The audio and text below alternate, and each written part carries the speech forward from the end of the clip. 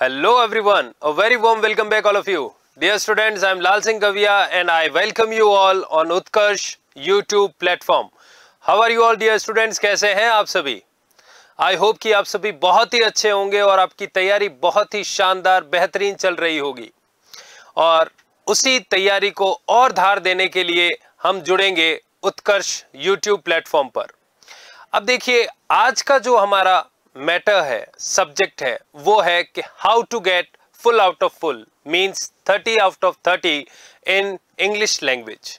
तो दोस्तों सभी के लिए डर का माहौल रहता है जब वो टॉपिक कौन सा आ जाए, लैंग्वेज कौन सी आ जाए, इंग्लिश लैंग्वेज आ जाए, because this language is not a home language. ये हमारी नेटिव लैंग्वेज नहीं है, वर्नाक्युलर नहीं है, इसलिए सभी में डर बना रहता है, कॉन्फिडेंस की कमी रहती है, इंटरेस्ट नहीं आ पाता है, इसीलिए हम हेजिटेट करते हैं कोई भी क्वेश्चन सॉल्व करने पर, या हम कह सकते हैं किसी से बात करने पर, कम्युनिकेट करते हुए, इंटरेक्ट करते हुए। अगर वो लैंग्वेज इंग्लिश के थ्रू हो रहा है तो हम हेजिटेट करते हैं क्योंकि हमें इतना कॉन्फिडेंस नहीं आ पाता है इस लैंग्वेज में, चाहे आप किसी छोटे बच्चे से ही बात क्यों नहीं कर रहे हैं। तो अब इस फियर को हमें दूर करना है, इस पर ओवरकम करना है, इस पर जीत हासिल करनी है। तो उसके लिए क्या क्या रेमेडीज होंगी, कैसे हम 30 आउट ऑफ 30 ला सकते हैं, कौन सी लैंग्वेज में, इंग्लिश लैंग्वेज में। अब आपको पता है कि सबसे ज्यादा पोस्ट जो है पिछली 2 बार से इंग्लिश में आई है, ठीक है। तो आप सेकंड लैंग्वेज देखो, फर्स्ट लैंग्वेज तो जो है वो आपकी रहेगी हिंदी, फर्स्ट लैंग्वेज तो हिंदी रहेगी। यहां जो हम पढ़ेंगे या डिस्कस करेंगे सिलेबस के बारे में, वो करेंगे हम लैंग्वेज 2 के लिए।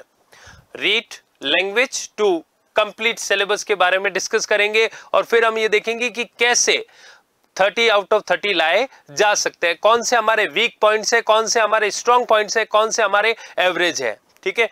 तो लैंग्वेज 2 ये ध्यान रखना, जो भी हम यहां पढ़ेंगे, सिलेबस डिस्कस करेंगे, वो किस लैंग्वेज के लिए है, इंग्लिश लैंग्वेज है, लेकिन लैंग्वेज 2 है, लैंग्वेज सेकेंड, ठीक है, लैंग्वेज सेकेंड।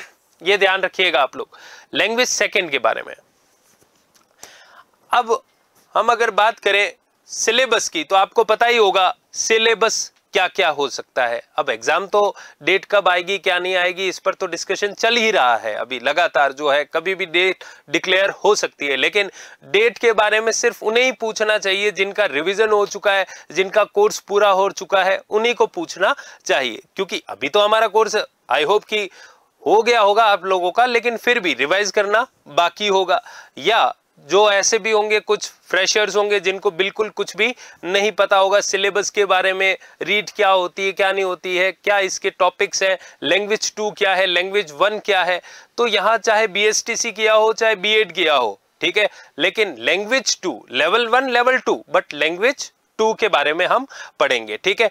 तो अब यहाँ हम ये कह सकते हैं कि इट ऑलवेज, अब 30 आउट ऑफ 30 कैसे लाया जाए, it is not very easy, but it not an impossible task. It always seems impossible until it's done.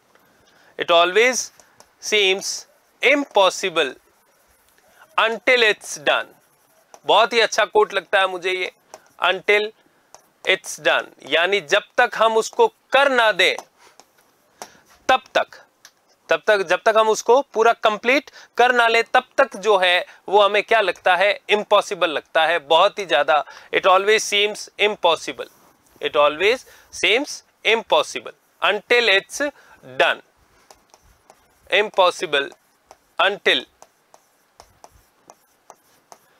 It is done. तो जब तक वो कार्य हम पूरा ना कर ले, तो जब स्टार्ट करते हैं तो हर कार्य हमें लगता है कि बहुत ही मुश्किल होगा और लगभग ये मेरे लिए असंभव है, लेकिन कोई कार्य असंभव नहीं होता अगर डिटर्मिनेशन के साथ में, परसेवरेंस के साथ में, फोकस होके और डिसिप्लिन होके कोई काम किया जाए तो कोई भी काम नामुमकिन नहीं है और ना ही नामुमकिन होता है, ठीक है। तो सक्सेस इज नो एक्सीडेंट, ये कोई एक्सीडेंट की तरह नहीं आती, इसके लिए हमें पर्सर्व बनना पड़ता है, बहुत ही ज्यादा जो है फोकस रहना पड़ता है, डिसिप्लिन रहना पड़ता है, तब जाकर हम किसी सफलता को प्राप्त करते हैं, ठीक है। तो the expert in anything always once a beginner, यानी हमेशा जो है कोई भी एक्सपर्ट होगा वो कहीं ना कहीं किसी ना किसी मोड़ पर शुरुआत करने वाला ही होगा। तो ये आज हमारी शुरुआत है। आप ये मान लीजिए जो भी फ्रेशर्स हैं जिन्होंने कभी रीट एग्जाम नहीं दिया तो उनके लिए वीडियो, और जो पिछली रीट में रह गए थे किसी 2-3 नंबर से, 1-2 नंबर से, उनके लिए भी है। क्योंकि हम कैसे हम ओवरकम करें उस डर को कि इंग्लिश में जो है मार्क्स नहीं ला पाते हैं हम। दूसरे सब्जेक्ट्स में तो आ जाते हैं, दूसरे सब्जेक्ट्स को पढ़ने में भी हमें इंटरेस्ट आता है, लेकिन इंग्लिश में हमें इंटरेस्ट नहीं आता, हमें कॉन्फिडेंस नहीं आता, इसी वजह से हमारे मार्क्स भी नहीं आते। तो हम उन डर को लगातार जो मैं क्लासेस लूंगा यूट्यूब पे, उसमें आपका डर दूर करने की कोशिश करूंगा, प्रयास करूंगा, मैं अपने 100% देने की कोशिश करूंगा, बशर्ते provided you give me same type of, और we can say same kind of efforts. ठीक है, तो आप ये ध्यान रखिएगा सिलेबस क्या है। सबसे पहले ग्रामर, अगर हम बात करें ग्रामर प्लस वोकेब की, तो ग्रामर प्लस वोकेब, वोकेबलरी। अब आपको ये पता होना चाहिए पहले कि क्वेश्चन, नंबर ऑफ क्वेश्चंस कितने आएंगे। तो नंबर ऑफ क्वेश्चंस होंगे 30, number of questions 30, total marks 30 marks. It means पर क्वेश्चन 1 मार्क। टोटल मार्क्स कितने 30, नंबर ऑफ क्वेश्चंस कितने 30, यानी हर क्वेश्चन कितने मार्क का होगा 1 मार्क का होगा। नेगेटिव नहीं है, रीट में नेगेटिव मार्किंग नहीं है, ये ध्यान रखना। ठीक है, नेगेटिव मार्किंग नहीं है, लेकिन इसका मतलब ये नहीं है कि हम पास हो जाएंगे। आपका नंबर नहीं कटेगा, लेकिन अगर गलत होगा तो मिलेगा भी नहीं।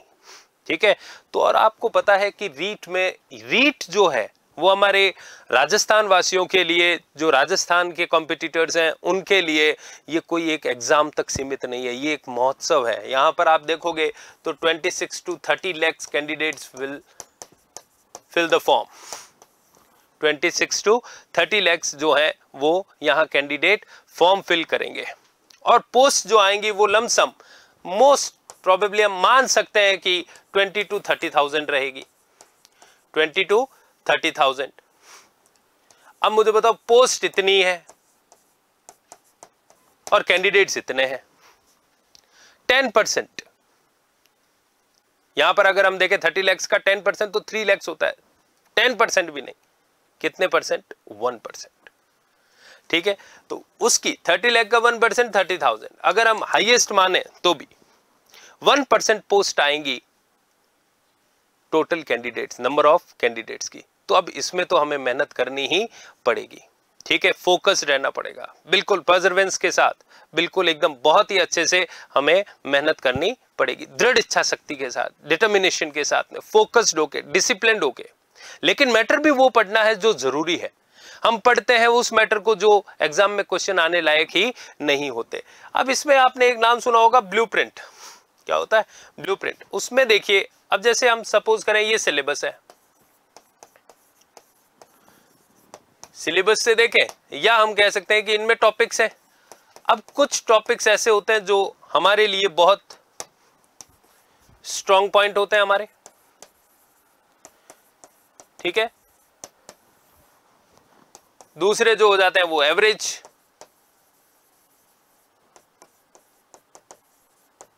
और तीसरा जो हो जाता है वो वीक पॉइंट हो जाता है हमारा। ये पूरे सिलेबस की बात हो रही है, और हर टॉपिक में भी कुछ ऐसे पॉइंट्स आ जाते हैं जो स्ट्रॉन्ग होते हैं, कुछ एवरेज, कुछ वीक। तो अब स्ट्रॉन्ग को तो हमें स्ट्रॉन्ग ही रखना है, स्ट्रॉन्ग को तो हमें स्ट्रॉन्ग ही रखना है, एवरेज को हमें स्ट्रॉन्ग बनाना है, साथ ही साथ वीक को क्या बनाना है, स्ट्रॉन्ग बनाना है। अब इसी में ब्लूप्रिंट में आते हैं कि कुछ क्वेश्चंस का लेवल कैसा रहेगा, डिफिकल्ट लेवल, कुछ क्वेश्चंस का रहेगा एवरेज लेवल, और कुछ परसेंटेज रहेगा इजी, या हम बोल सकते हैं सिंपल, सिंपल लेवल रहेगा या इजी लेवल रहेगा। ठीक है, तो आप अगर डिफिकल्ट लेवल वाले, इनको मान के चलते हैं हम 30%, ये मान के चलते हैं हम 50%, ये मान के चलते हैं हम 20%, तो टोटल हो गया 100%। अब 100% में से जिस वक्त आप इजी और एवरेज क्वेश्चंस को क्या करना स्टार्ट कर देते हो, गलत करना स्टार्ट कर देते हो, उसी वक्त आप दौड़ से क्या हो जाते हो, बाहर हो जाते हो। तो आपको डिफिकल्ट से ज्यादा, डिफिकल्ट तो सिर्फ कितने लेके बैठा है 30%, और आपको पता है यानी हमें जो नंबर लेके आने हैं, या हम बात करें 150 का टोटल होगा पेपर, और उसमें से 90 मार्क्स, कितने मार्क्स 90 मार्क्स हमें एवरेज अगर हम देखा जाए, ठीक है, रिजर्वेशन की बात मैं नहीं कर रहा हूं, अभी हम बात करें एक पर्टिकुलर एक स्टैंडर्ड मार्क्स की, तो 90 मार्क्स हमें लेके आने होते हैं, ठीक है। अब अगर आप 90 मार्क्स का ही सोच के चलोगे तो आपके 70 आएंगे, उतने फिक्स आ नहीं सकते। तो हमें ये सोच के चलना है कि किस तरह हम टोटल पूरे में जो है, सिर्फ इंग्लिश की बात नहीं कर रहा हूं मैं, सभी सब्जेक्ट पूरा कंप्लीट सिलेबस में बात कर रहा हूं कि कम से कम हमें 130 140 के आसपास तैयारी करनी चाहिए, तब जाकर जो है 110 120 या 100 तक हम पहुंचेंगे। अगर आप सीधा सोच के ही बैठोगे कि नहीं मेरे को 90 तक की तैयारी करनी, तो 90 आउट ऑफ 90 लाना बहुत मुश्किल हो जाएंगे, ठीक है। हो सकता है कोई सिली मिस्टेक्स की वजह से हमारे गलत हो जाए, तो ज्यादा का सोच के चलना है। लेकिन उसमें ज्यादा डिफिकल्ट लेवल पर हम जाकर क्वेश्चंस जब बनाते हैं या पढ़ते हैं, तो और उसमें ही जो है उलझ के रह जाते हैं, इतना इंडल्ज हो जाता है कि बाहर आ ही नहीं पाते हैं, तो ये गलत हो जाता है। आपको जो ध्यान रखना है बेसिकली कि सिंपल और एवरेज जो काइंड ऑफ क्वेश्चंस हैं वो मेरे गलत होने नहीं चाहिए। 30 अगर नहीं भी होंगे तो भी कोई दिक्कत नहीं है, ये जो इजी और एवरेज है ये मेरे गलत होने नहीं चाहिए, तब आपका सिलेक्शन जो है वो 100% हो जाएगा, ठीक है। तो इस ब्लूप्रिंट को थोड़ा आप जो है वो ध्यान में रखें और इसी के अकॉर्डिंग आप जो है मेहनत करें। हमें डिफिकल्ट लेवल तो हमें पढ़ना ही है, लेकिन फिर भी इसमें इतना ज्यादा हताश या निराश होने की वजह जो है आपको नहीं करनी है। फिर जो स्ट्रॉन्ग पॉइंट है उसको वीक नहीं होने देना, एवरेज नहीं होने देना, उसको तो स्ट्रॉन्ग ही रखना है। साथ ही साथ ये जो एवरेज और वीक है इनको कहां ले जाना है, हमें स्ट्रॉन्ग पॉइंट में ले जाना है, ठीक है।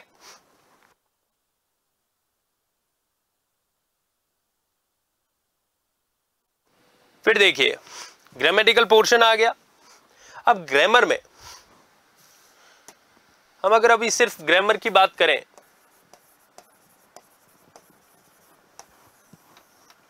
तो इसमें देखिए 3 टॉपिक्स हैं। सबसे पहले आ जाता है कॉन्कर्ड। इसमें बेसिक रूल्स हैं, या हम इसको बोलते हैं सब्जेक्ट वर्ब एग्रीमेंट। कई बुक्स में ये किस टॉपिक के नाम से, सब्जेक्ट वर्ब एग्रीमेंट। तो इसमें हाउ टू मेक सेंटेंस, या हम बोल सकते हैं सिंटेक्स के बारे में पढ़ा जाता है कि किस तरह जो है हम एग्जाम में कोई ये सेंटेंस बना सकते हैं, उस पर जो है क्वेश्चंस मिलते हैं हमें, ठीक है। तो कॉन्कर्ड कह लो, सब्जेक्ट वर्ब एग्रीमेंट कह लो या सिंटेक्स कह लो, इसमें हम क्या बनाना सीखते हैं, सेंटेंस बनाना सीखते हैं, how to make a sentence, ठीक है। फिर दूसरा जो टॉपिक आता है मोस्ट इंपॉर्टेंट, कंजंक्शंस, या हम बोल सकते हैं लिंकिंग डिवाइसेस, कंजंक्शंस या लिंकिंग डिवाइसेस, जोड़ने का काम करते हैं ये। तो कंजंक्शंस टॉपिक को भी अब इसमें जो है हम सबऑर्डिनेटिंग कोऑर्डिनेटिंग की बात वो जब पढ़ेंगे तब करेंगे, लेकिन अब इसमें अगर ग्रामर में देखा जाए तो तीसरा पार्ट जो आ जाता है वो आ जाता है models, can, could, will, would, ये सब आपने सुना होगा। तो इनके कैसे यूजेस हैं, कहाँ कहाँ यूज हो सकते हैं, एक ही मॉडल कहीं बार बार यूज हो सकता है, कई तरीके से यूज किया जा सकता है। तो ये सब जो कंसेप्ट्स हैं या हम बोल सकते हैं जिनमें हम कंफ्यूज होते हैं, वो टॉपिक्स जो है ग्रामेटिकल, और ग्रामेटिकल जो है हम लगातार पढ़ते आ रहे हैं। अगर जो आप बीएसटीसी कर रहे हैं फर्स्ट ईयर, जिनका कंप्लीट हो चुका है 12th पास आउट होकर, तो उन्होंने 12th तक ग्रामर तो पढ़ी होगी, 10th तक सबने पढ़ाई की है, 10th पास आउट है, आप लोगों ने पढ़ा ही होगा। तो कंजंक्शंस आपने पढ़े होंगे, मॉडल्स आपने पढ़े होंगे, कॉन्कर्ड आपने पढ़ा होगा। तो ये हमारा किस कैटेगरी में जाएगा, ये हमारा स्ट्रॉन्ग पॉइंट होना चाहिए। किस कैटेगरी में जाएगा, स्ट्रॉन्ग पॉइंट, यानी ग्रामर हमारा क्या होगा, स्ट्रॉन्ग पॉइंट। इसको वीक नहीं होने देना, और अगर स्ट्रॉन्ग नहीं है तो इसको स्ट्रॉन्ग करना है, ठीक है। क्योंकि इसमें जो क्वेश्चंस आएंगे, number of questions, I hope कि 5 to 7 क्वेश्चंस आपको देखने को मिलेंगे, किसमें, ग्रामर में 5 to 7 क्वेश्चंस, 5 से 7 क्वेश्चंस आपको किसमें देखने को मिलेंगे, ग्रामर में, कम से कम 5। और अब वो देखो सिलेबस में दे दिया है टॉपिक तो उससे क्वेश्चन आ सकता है। अब वो एग्जामिनर पर डिपेंड करता है कि वो हो सकता है ग्रामर में से 4 ही दे क्वेश्चंस, नंबर ऑफ क्वेश्चंस, तो उसका हम कुछ नहीं कर सकते, ठीक है। लेकिन पिछले पेपर के आधार पर स्टैंडर्ड जो नंबर ऑफ क्वेश्चंस आ रहे हैं ग्रामर में वो आ रहे हैं 5 to 7। मिनिमम आप मान के चलिए 4 to 5 तो आएंगे ही आएंगे। तो 4 to 5 मार्क्स भी बहुत ज्यादा हो जाते हैं, क्योंकि यहाँ तो पॉइंट्स में जो है ऊपर नीचे, अगर आप देखोगे अपना रीट का रिजल्ट और जो आपसे पीछे रह जाएंगे, जिनके हो सकता है जो बिल्कुल 90 लाने थे उनको और उनके 89 पॉइंट कुछ समथिंग आ रहे हैं, तो आप खुद देखिएगा हजारों की लिस्ट में आ जाएंगे वो, वेटिंग लिस्ट में। उसमें लगभग आप देखोगे सैकड़ों स्टूडेंट्स जो है वो ऊपर नीचे हो जाएंगे पॉइंट्स में। एक नंबर तो बहुत ज्यादा कह रहा हूं मैं, पॉइंट्स में भी लोग जो स्टूडेंट्स हैं वो रह गए हैं। अब वो जो रह गए वो तो रह गए, अब 3 साल बाद जब वापस रीट आएगी तब वो उनको वापस, तो सोचिए आप वो फ्रस्ट्रेशन लेवल उनका कितना होगा कि काश मैं थोड़ा सा पढ़ लेता, काश मैं ग्रामर के पॉइंट्स थोड़े से अच्छे से कर लेता, काश मैं उस क्वेश्चन को। तो ये जो काश है, ये वर्ड हमारे मुंह से नहीं निकलना चाहिए। इसके लिए ही हमें क्या करनी है, तैयारी करनी है, ठीक है। क्योंकि मेहनत तो आपको करनी ही पड़ेगी, एक बार तो करनी ही पड़ेगी, और आपको अपने हिस्से का जो संग्राम है, जो युद्ध है, जो आपके हिस्से में आया हुआ मेहनत है, वो तो आपको करनी ही पड़ेगी, कभी ना कभी कहीं ना कहीं करनी पड़ेगी। तो इस बार ही क्यों ना कर लें, ताकि हम डिप्रेशन के शिकार ना हो, ताकि हम अनएम्प्लॉयमेंट के शिकार ना हो, हमारी जल्द से जल्द नौकरी लग जाए। अब रीट से तो कोई नौकरी देगा नहीं, लेकिन ग्रेड 3 में का एग्जाम देने के लिए हमें रीट तो पास करना ही पड़ेगा, और एक बार ये पास कर लिया तो लाइफ टाइम है, अभी जो गवर्नमेंट ने ऑर्डर्स निकाले हैं उसके अकॉर्डिंग, तो ठीक है। तो मैं ये कहना चाह रहा हूं कि आपके ये जो 3 टॉपिक हैं, मॉडल्स, लिंकिंग डिवाइसेस और सब्जेक्ट वर्ब एग्रीमेंट, ये हमारे दूसरे टॉपिक्स को देखते हुए किस कैटेगरी में जाएंगे, आई होप ये आपके स्ट्रॉन्ग पॉइंट्स में जाएंगे। तो इनको जो है हमें कमजोर होने नहीं देना है। तो जो 12th किए हुए हैं या जिन्होंने बीए में और सही ढंग से पढ़ाई नहीं की हो, क्योंकि हमारा एजुकेशन सिस्टम जो राजस्थान में चल रहा है वो यही है कि बीए में कुछ भी कॉपी भर के आ जाओ, कुछ भी लिख के आ जाओ, तुम्हें मिल जाएंगे, और कोई पढ़ के भी नहीं जाता है। 1 वीक सीरीज नाम दे रखे हैं, लेकिन वो बेसिकली 1 डॉन सीरीज है या 1 नाइट सीरीज है, बस रात को पढ़ा, अब क्वेश्चन से कोई मतलब नहीं, जो मुझे आता है मैं वो लिख के आ जाऊंगा, उससे हम पास हो जाते हैं, ठीक है। तो बेसिकली ये सिखाता है हमें कि जो हमने अभी तक पढ़ाई की है उससे हमारा काम अभी चलने वाला नहीं है। तो क्योंकि हमने अटेंटिव होके नहीं पढ़ा है, इंग्लिश को अभी तक हमने सिर्फ पैसेज के तौर पर पढ़ा है कि बस पैसेज आ गया तो पास हो जाऊंगा, अदरवाइज पास नहीं होऊंगा, या सर ने बता दिया वाई आए तो ये लिख देना, वॉट आए तो ये आंसर लिख देना। लेकिन अब ये नहीं चलेगा, क्योंकि जो आप लोगों ने स्टार्टिंग में कर ली जो गलतियां वो करनी थी, अब बस अब रहने दीजिए, अब गलतियां होनी नहीं चाहिए, ठीक है। समझ में आई बात? तो efforts are small and they must be repeated day in day out. तो यहां पर आपको ये देखना है कि ये हम एफर्ट्स, छोटे छोटे एफर्ट्स, हम कह सकते हैं कि जो स्मॉल एफर्ट्स हैं उनको डेली आप करें, लेकिन लगातार करें। आपको पता भी नहीं चलेगा मैं थोड़ी थोड़ी मेहनत कर रहा हूं, लेकिन at the end of the day आपको ये लगेगा कि हाँ मैंने बहुत कुछ सीखा आज, ठीक है। तो ये हमारा ग्रामर के पोर्शन होंगे, linking devices, subject verb, concord, और फिर आ जाएगा modal, auxiliaries, can, could, will, would, shall, should, ठीक है। फिर बात आती है इडियम्स की, ये वोकेबुलरी पोर्शन है, इसका एक क्वेश्चन हमें मिलता है। क्या बात कर,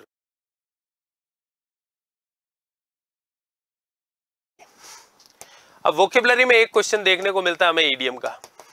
किसका देखने को मिलता है? ईडीएम का, ठीक है। फिर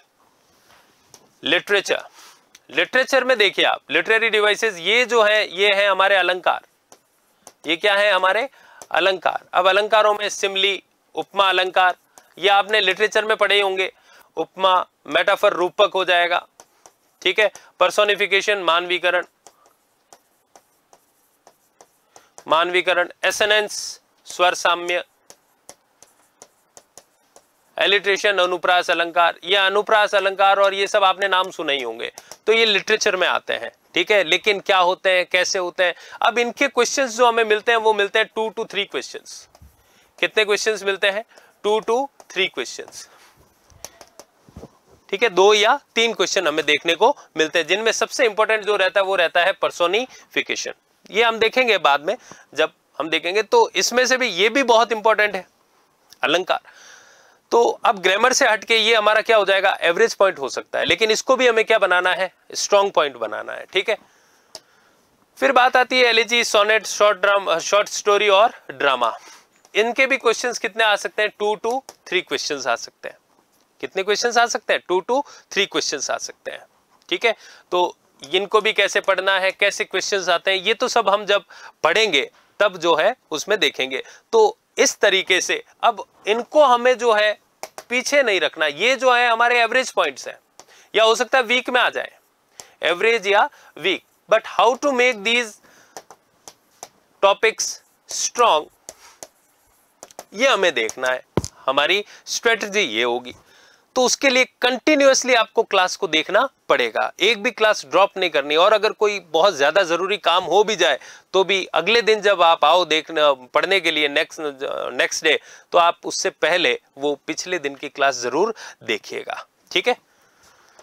फिर देखिए, ये आता है हमारा वीक पॉइंट, फोनेटिक्स। बिल्कुल नया है हमारे लिए, क्योंकि हमने कभी नहीं पढ़ा। मोस्टली आप देखेंगे 99.99% जो स्टूडेंट्स हैं उनकी जो स्पीकिंग एबिलिटी है, या हम बोल सकते हैं पहले तो ये बहुत कमजोर है स्पीकिंग एबिलिटी, दूसरा रीडिंग एबिलिटी भी बहुत कमजोर है,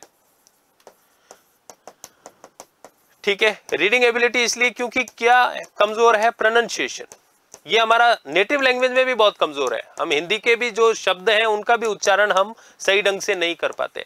तो यहां पर हमें देखना पड़ेगा, जीरो लेवल से स्टार्ट करना पड़ेगा। आप मान के चलिए कि हम जो भी वर्ड्स बोलते हैं इंग्लिश में वो सारे के सारे गलत हैं, ठीक है।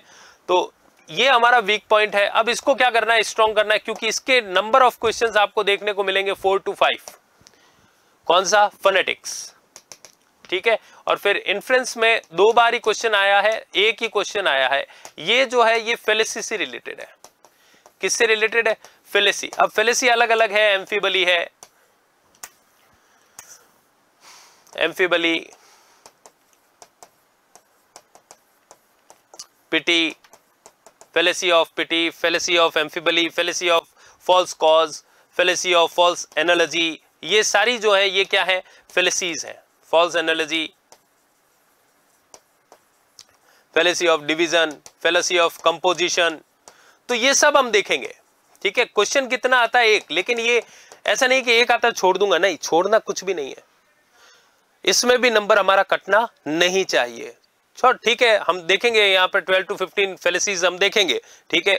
तो वो उतना तो हमें करना ही पड़ेगा, क्योंकि हमें अब थोड़ा अपर लेवल से सोचना, हाई लेवल से सोचना है, क्योंकि हम अब जॉब में जाएंगे। आप पढ़ाओगे सामने वाले को, आप पढ़ोगे नहीं, आप पढ़ाओगे, उसके लिए पढ़ना ही पड़ेगा। तो जो डिफिकल्ट होता है, स्टूडेंट क्या पूछता है, कभी इजी क्वेश्चंस नहीं पूछता है, वो एवरेज भी ठीक ठाक स्टूडेंट पूछ लेते हैं, लेकिन डिफिकल्ट क्वेश्चन पूछता है, और टीचर को डिफिकल्ट पहले आना चाहिए। समझ में आई बात। तो हमें जो है पूरा जोर उस पर रखना है, जो हमारा वीक पॉइंट है उसको क्या किया जाए, मजबूत किया जाए। तो ये दोनों पॉइंट्स हमारे लिए क्या है, वीक पॉइंट्स है, फोनेटिक्स भी और इन्फ्रेंसेस यानी फेलेसी भी। तो इनको हमें स्ट्रॉन्ग क्या करना है, बनाना है, ठीक है। क्योंकि ये क्वेश्चन लेके चलेंगे, 1 क्वेश्चन आ जाएगा हमारा इन्फ्रेंस में से अगर आता है तो, और 4 to 5 क्वेश्चन हमें देखने को मिलेंगे फोनेटिक्स में से।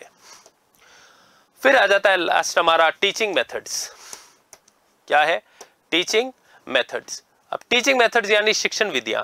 अब ये तो आप खुद शिक्षक बनने जा रहे हो, आपको मतलब ये प्रैक्टिकल वे में सोचना है कि शिक्षण विधियां मुझे क्या समझाने की जरूरत है। जो ऑलरेडी बीएसटीसी कर चुके हैं, जो ऑलरेडी बीएड कर चुके हैं, ईमानदारी से सुनिएगा, ईमानदारी से जो बीएसटीसी और बीएड कर चुके हैं, यानी रोज जाते थे, लेसन भी खुद ने बनाया है बिना किसी का कॉपी किए हुए, या जो लेसन प्लान है, या डेली गए हैं अपने टीचिंग एड्स को लेके, ऑडियो विजुअल एड्स को लेके, श्याम पट और ये सब नाम सुने होंगे आप लोगों ने, और वहां पर गए तो जिस तरह एमबीबीएस करते ही, जो एमबीबीएस कर रहा होता है ना, उस दौरान भी हम उसके नाम के आगे लगा देते हैं डॉक्टर। क्या लगा देते हैं, डॉक्टर। जो बीटेक कर रहा होता है उसको हम बोलना स्टार्ट कर देते हैं इंजीनियर, ठीक है, इंजीनियर बोल देते हैं। तो अगर आपने बीएसटीसी कर ली है, बीएड कर ली है, तो आप खुद सोचिए, आप लोग एक तरह से क्या बन चुके हैं, टीचर, ट्रेन टीचर हैं आप। क्या है, ट्रेंड टीचर। अब बस आपका जॉब लगना, गवर्नमेंट ठप्पा लगना बाकी है। बाकी एक्चुअल में आप क्या कहलाना स्टार्ट हो चुके हो, तो वो कहलाना हो चुके हो आप टीचर, और वो भी कैसे, ट्रेंड, अगर ईमानदारी से किया गया है तो, ठीक है। तो अब यहाँ पर ये ऐसे हैं जो प्रैक्टिकल कंसेप्ट्स हैं कि कैसे सामने वाले स्टूडेंट को बताया जाए। तो अब इसमें जो क्वेश्चन आते हैं वो लगभग आते हैं 12 to 15 क्वेश्चंस, यानी 10 टू, या हम बोल सकते हैं 10 to 12 क्वेश्चंस, 10 to 12 क्वेश्चंस। सबसे बड़ा टॉपिक ये है। नंबर ऑफ क्वेश्चंस कितने रहेंगे? 10 to 12 क्वेश्चंस रहेंगे, ठीक है।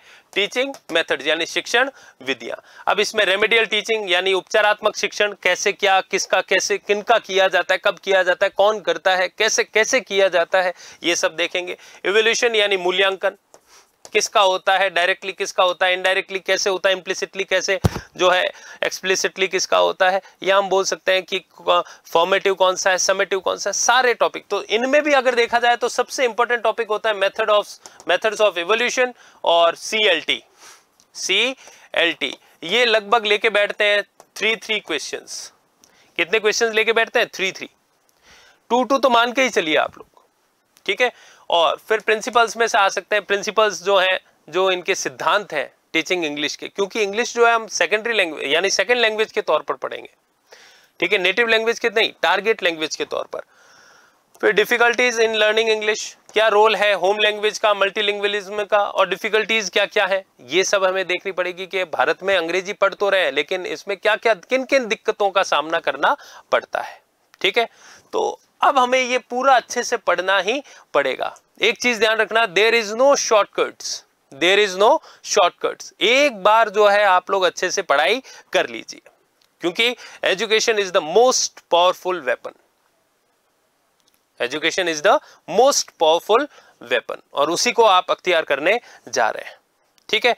और ये एक चीज और ये है कि लर्निंग की एक ब्यूटीफुल अच्छी चीज ये है कि आप से इसको कोई छीन नहीं सकता। सरस्वती माँ का वरदान यह है कि अगर कोई विद्या प्राप्त है तो उससे छीना झपटी नहीं हो सकती। वो अगर सामने वाला अगर आपको देना चाह रहा है तो ही दे सकता है, अदरवाइज आप छीन नहीं सकते उससे। लक्ष्मी जी छीनी जा सकती हैं, पैसे लूटे जा सकते हैं, चोरी किए जा सकते हैं, लेकिन सरस्वती माँ का आशीर्वाद कभी भी चोरी या लूटा नहीं जा सकता। तो जितना आप हो, आप अच्छे से पढ़िए, पहले ग्रहण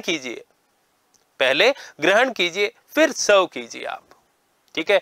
तो आई होप कि आप सभी को बहुत अच्छे से समझ में आ गया होगा कि किस तरीके से हम 30 आउट ऑफ 30 कैसे ला सकते हैं। डरने की आवश्यकता नहीं है, ओवरकम करना है। जो भी हमारा फियर है, जो भी हमारा डर है, उसको ओवरकम करना है हमें। अब सीधी सी कहावत है मारवाड़ के, अगर दे ही दिया है ओखली में सर तो भचीड़ों से क्या डरना, दमीड़ों से क्या डरना। तो डरने की जरूरत नहीं है। आपने चुन लिया है कि भाई मैं तो टीचिंग के पाथ पे जाऊंगा, तो और सीधी सी बात है, रीड प्लान करनी पड़ेगी, आपको रीड कर लेना पड़ेगा। और आपने तय कर लिया कि मेरे को एक लैंग्वेज इंग्लिश रखनी है, अब वो सेकंड लैंग्वेज के तौर पे हम पढ़ेंगे। फर्स्ट लैंग्वेज सभी हिंदी रखते हैं, कॉमन है, क्योंकि मातृभाषा हमारी मानी जाती है हिंदी है, ठीक है।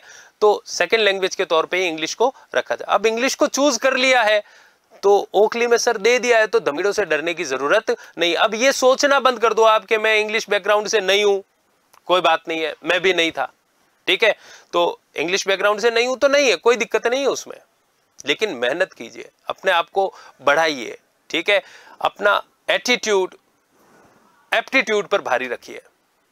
आप में क्या योग्यता है, इससे बेहतर यह है कि आप क्या कर सकते हैं, आप कैसा सोचते हैं, ठीक है। तो आप आधी रेस ऐसे ही जीत जाओगे। समझ में आई बात? तो attitude decides the altitude, not aptitude, ठीक है। Don't let aptitude decides your altitude, be in your attitude. तो फिर आई होप कि आप सभी बहुत अच्छे से समझ गए होंगे कि कैसे हमें 30 आउट ऑफ 30 लाने पर फोकस करना है, डिटरमाइंड होना है। तो जल्द से जल्द हम क्लासेस स्टार्ट करने वाले हैं इंग्लिश की, तो आप जुड़ना ना भूलें Utkarsh platform, Utkarsh teaching exam के साथ में। Till then take care, stay safe, thank you very much.